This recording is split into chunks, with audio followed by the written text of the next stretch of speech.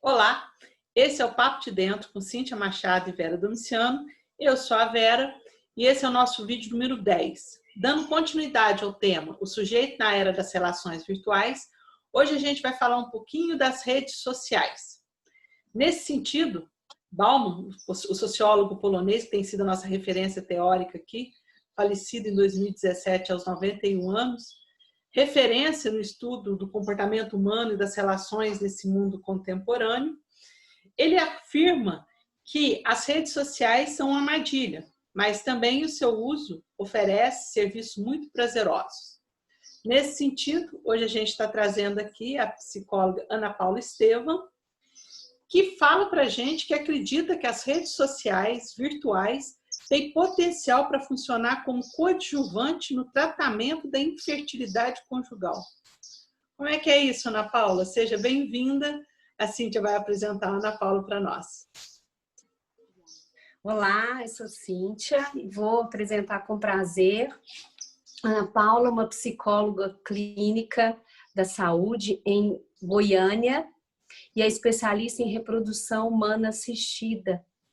Eu conheci a Ana Paula num congresso em Curitiba, ano passado, no Congresso de Reprodução Humana, e ela provocou a plateia quando ela vai apresentar o seu trabalho e nos pergunta: quem aqui não acessou as mídias sociais durante esse congresso? Congresso de mais ou menos uns 5 dias, e ninguém da plateia se esquivou a assumir que era também um consumidor das mídias sociais. Eu queria também lembrar, né, que a internet, como a gente já havia falado, como uma grande vila, onde tem essa função aí de cola social, onde as pessoas se encontram, é um meio onde as pessoas se identificam. Então, a Ana Paula vai falar um pouquinho para a gente da reprodução humana. Para quem não sabe, a reprodução é uma ciência nova que ajuda, né, que auxilia casais com problemas de infertilidade, ou seja, problemas de procriarem. Então, eu vou passar a palavra para a Paula, que é o nosso recheio aí, a nossa melhor fala, né, Vera? Para tomar aí seu lugar de fala. Seja bem-vinda, Ana Paula. Obrigada, meninas, por esse convite aqui no Papo de Dentro. E eu vou tentar, né, dar esse recheio, né, e seguindo o contexto, né, dos vídeos que vocês vêm fazendo aqui no Papo de Dentro. Então, eu também, enquanto consumidora, né, das redes sociais, mais do que nunca agora, né, nesse tempo de pandemia, mas também enquanto pesquisadora, enquanto observadora, eu fui estimulada, né, a estar pesquisando os casais tentantes, ou os tentantes, né, também essas pessoas em viagem solo, a estar observando os usos que essas pessoas, esses seres humanos, né, vêm fazendo das redes sociais, segundo o momento que elas vêm vivendo, que é serem tentantes, tentar, né, um filho, né, essa busca por esse filho idealizado, sonhado, né, e aí eu comecei a observar alguns perfis,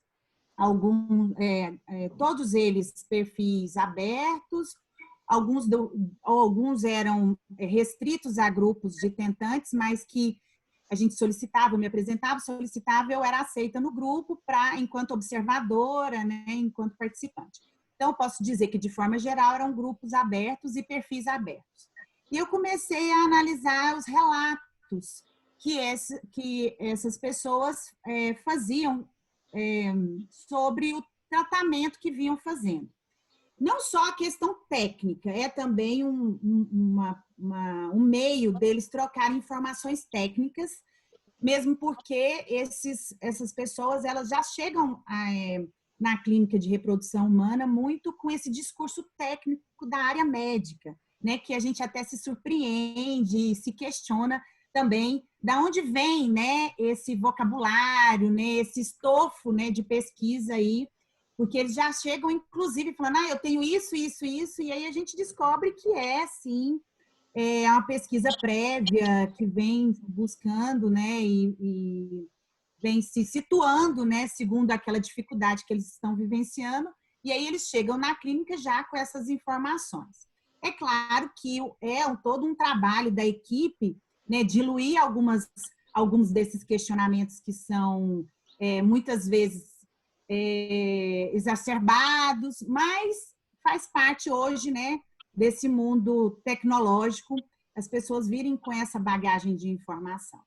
E diante disso, tem a utilização dessas redes sociais para essas informações mais técnicas, mas tem também, que foi o que mais me comoveu e que mais me chamou a atenção e que eu falo que mais aqueceu meu coração, eram os relatos com relação ao sofrimento do processo, né? O sofrimento dos vários nãos, né? Assim, das várias negativas ou dos vários eles falam assim, esse mês o meu positivo não veio, né? Que é o positivo, que é o beta-HCG positivo, né? Que é a indicação de estarem grávidos, né? Eu falo grávidos porque assim, os homens também têm essa expectativa, né? Os homens que acompanham essas mulheres, ou mesmo os casais homoafetivos, eles acompanhando, né, histórias de suas barrigas, né? Enfim, então tem toda uma questão aí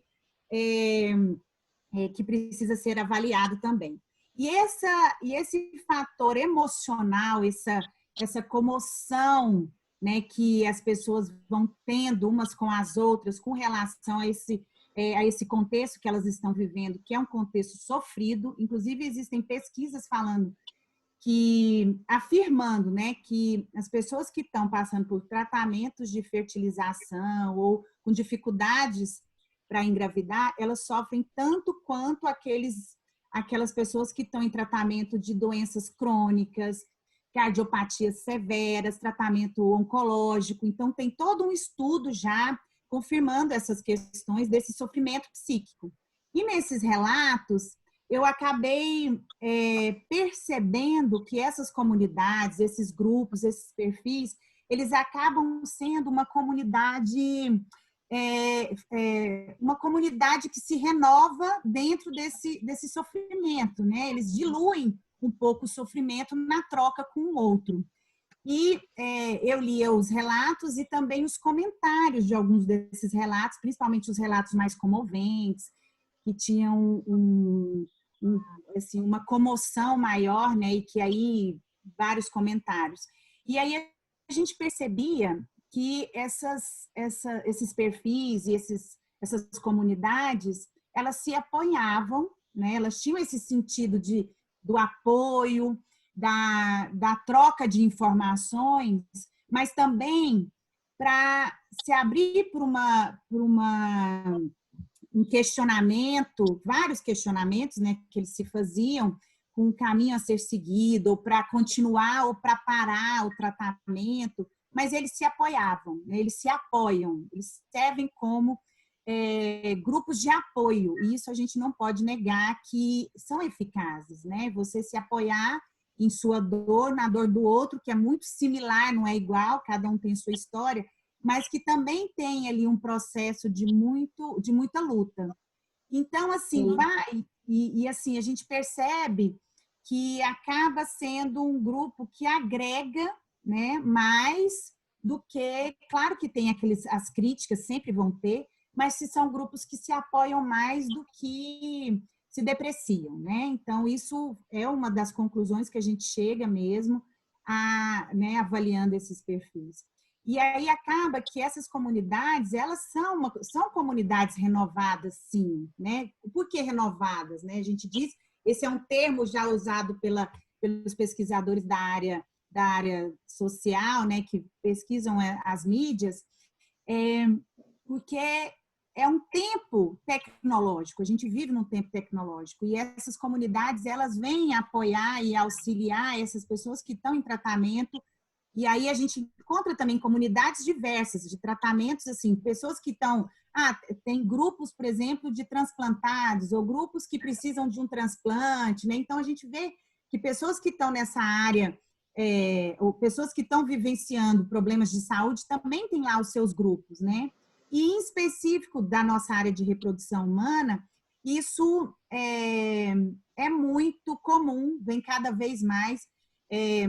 A nossa pesquisa se estendeu a vários artigos internacionais que vêm demonstrando resultados também positivos, né, com relação a essas comunidades virtuais que apoiam o tratamento. Inclusive, o atendimento do suporte clínico, né, virtualmente também é uma questão positiva, que as clínicas estão tendo que se adaptar também a isso, né, fazer esse atendimento online para suprir ali, né, por exemplo, esse tempo que a gente vem vivendo, né, esse tempo de pandemia, por exemplo, isso ficou bem claro, né, que a medicina precisou rever isso e fazer essa telemedicina. Então, assim, e aí hoje a gente percebe que esses grupos e esses perfis da internet, eles acabam sendo um auxílio ao tratamento presencial. Claro que não substitui, né, mas é um auxílio. E, Ana Paula, se você me permite interromper um minutinho, vendo o seu trabalho, lendo o seu trabalho também, né, eu acho que ele traz aí para a gente como uma experiência muito positiva e traz luz para esse lado bom da tecnologia, né, e da internet, porque o que a gente percebe também é assim, que é a internet ajudando essa desconstrução da nossa sociedade, né? Quando eu debato assuntos que são tabus na sociedade, né, isso acaba que vai deixando de ser, né? Eu encontro um campo favorável, né, a essa discussão cada vez mais ampla, né? As pessoas começam a se identificar mais com essas questões, né? Eu falo da minha dor, eu compartilho a minha dor, e aí as pessoas também começam a enxergar nisso, né, outras formas diferentes de viver, mas que elas estão aí, né? São desejos que estão aí. E você falou também, eu vi que nesse período da pandemia também outros grupos terapêuticos, né, que aí trabalham aí com as questões das dependências químicas e outras compulsões, também elegeram um meio virtual para dar continuidade a esse apoio. Eles tiveram que se adaptar, né, para isso. E só lembrando assim, né, Ana Paula, a gente que é da psicologia, nós sabemos que os grupos de autoajuda, eles têm lá a sua função, que é muito importante, que é o que você falou muito bem, que as pessoas vão se identificando com os problemas, não são iguais, mas se identificam com algum ponto ali e se veem amparadas, a gente sabe. Agora, o que me chamou muita atenção na sua fala, no seu trabalho, no congresso também, e que a gente já falou aqui no Papo de Dentro, a internet, ela tem, as mídias sociais, ela tem a peculiaridade do anonimato, é um dos pilares. Você pode se nomear ali, seu nome, né, dizer, se colocar as claras ou não. Isso dá uma certa proteção aí. Parece que as pessoas ficam mais à vontade, né? Eu também trabalho com reprodução assistida e pude conversar com algumas pessoas que trabalham com grupos, algumas clínicas, com atendimento presencial e grupos presenciais, e aí a gente percebe que tem uma certa resistência, não é isso? Então, a internet é um lugar, eu pude visitar, né? Depois do seu trabalho, eu fiquei incitada a procurar e fiquei muito impressionada. É um número enorme, em que as pessoas colocam ali a dor de forma, às vezes, muito escancarada mesmo. E uma das coisas que me chamou muita atenção, muito assim, interessante. É isso, assim, delas se doarem a esse mundo virtual de forma muito clara ou muito, assim, direta, né? Desde postar, por exemplo, um absorvente sujo, ou seja, que indica a minha menstruação esse mês desceu, né? O meu positivo não veio. A minha dor, né? A minha dor, olha para vocês, né? tá? Olha o sangue da minha dor. E isso, elas jamais fariam presencialmente. Exatamente. Isso é um Jamais. fenômeno que a gente precisa validar, né? Porque, de certa forma, ela está expressando ali aquela dor que é, né, um sangue vivo daquela dor e que a gente não pode desconsiderar, né? Porque daquela forma, naquele caminho ali, né, virtual, claro que está para o mundo, eu consegui expressar. E talvez pessoalmente, nas minhas relações diretas, né, inclusive com o meu cônjuge, com o meu parceiro, com a minha família, com os meus amigos, eu não conseguiria jamais. Sim. Então, esse é como se essas comunidades ou esses grupos, eles conseguissem criar esse significado, construir um significado e uma representação para essa dor. Né? Fantástico. Da visibilidade, né, Ana Paula? Da visibilidade. A gente vê isso muito nos movimentos sociais também. Né? Quando a gente traz alguns temas para esse debate que a internet possibilita, no primeiro momento pode ser até só estranho para algumas pessoas, né? Mas ele permite que a gente possa discutir e ver que eles existem. Eles não estão mais trancados dentro das suas casas, nos seus diários, nos confessionários. Né? Ele está aí para ser debatido. E quanto mais a gente fala sobre, mais natural fica. Né? Mais Vera, fica, né? E para quem fala... Desculpa, Vera. Pode terminar. Pode terminar. É um bate-papo, né, gente? É um bate-papo. Ele tem isso de dar visibilidade e, assim, para quem está vivendo, falar dessa dor de uma forma tão escancarada, como que elabora, né, Ana Paula? Nós que somos da área psi, né? Você poder falar de verdade. Esse do absorvente que você mostrou, inclusive, no congresso, né? Não tem ninguém que não não fique impactado.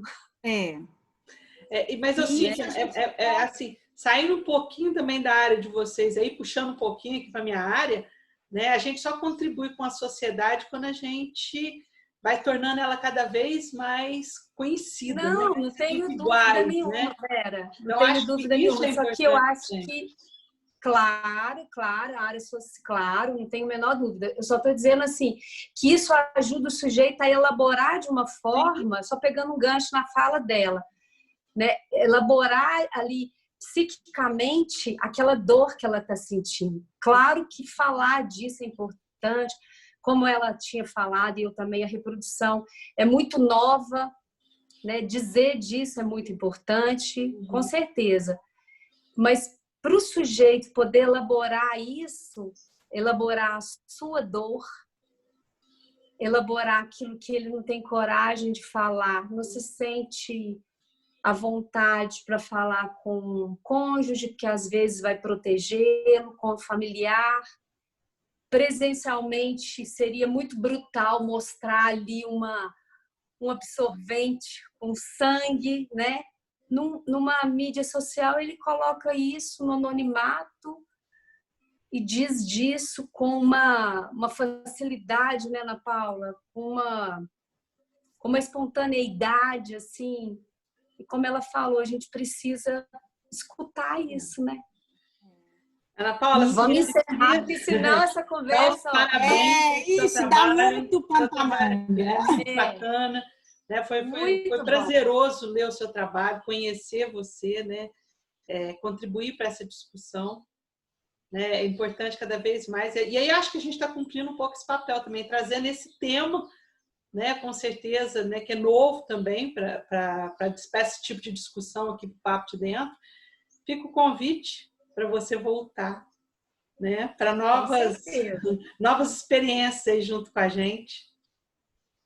Muito obrigada, meninas. Eu estou muito honrada de poder ter contribuído e ter trazido um pouco de reflexão, né, sobre essa questão mais positiva, né, das mídias. E eu estou sempre à disposição, grata mesmo, e assistindo tudo que o Papo de Dentro vem fazendo. E desejando mesmo assim, a vocês que continuem, né? Porque traz reflexão, traz crescimento, diminui, né, as distâncias, a gente também dissolve os tabus aí, né? Então é tudo muito importante. Muito obrigada. Gratidão. Obrigada. Obrigada para você que está nos assistindo, fica o convite, traz conteúdo aqui para a gente. Pode provocar na Paula também, que a gente traz ela de volta. Isso. E a gente espera aí no próximo vídeo. Tchau, tchau para vocês. Tchau, tchau. Tchau, tchau.